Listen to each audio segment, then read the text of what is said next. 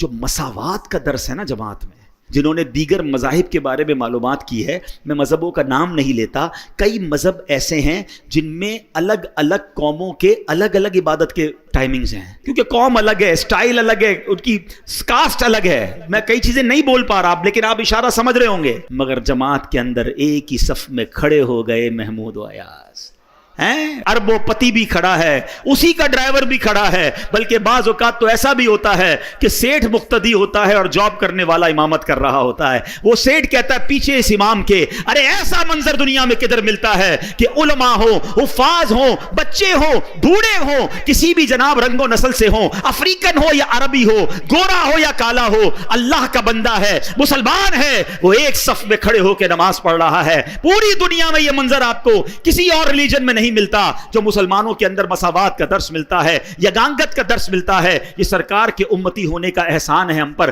جب یہ منظر میرے رب کی رحمت ملاحظہ کرتی ہوگی، کیسی رحمتیں برستی ہوں گی۔ اور نماز قضا ہونے کا تو تصور بھی نہیں ہونا چاہیے، یعنی یہ تو ہماری ڈکشنری میں ہی نہیں ہونا چاہیے کہ نماز بھی قضا ہو سکتی ہے، یہ پاسبل ہی نہیں ہے۔ آپ اگر چاہیں گے نا نماز پڑھنا، راستے خود نکلیں گے۔ آپ ٹرین میں بھی پڑھ لو گے، آپ جہاز میں بھی پڑھ لو گے، آپ بس اگر چاہتے ہیں۔ کھانا بھی تو کھا ہی لیتے ہیں نا۔ لوگ کہتے ہیں یار 4 نمازیں تو پڑھ لیتے ہیں، فجر نہیں ہو پاتی۔ کیوں بھائی؟ کہتے ہیں آنکھ نہیں کھلتی۔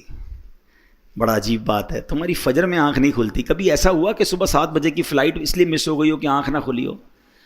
7 بجے کی فلائٹ تھی تو رات تو سویا ہی نہیں تھا میں حضرت، خوشی کے مارے 4 بجے ایئرپورٹ پہنچ گیا تھا۔ کبھی 8 بجے صبح آفس کی کوئی امپورٹنٹ میٹنگ مس ہو گئی ہو؟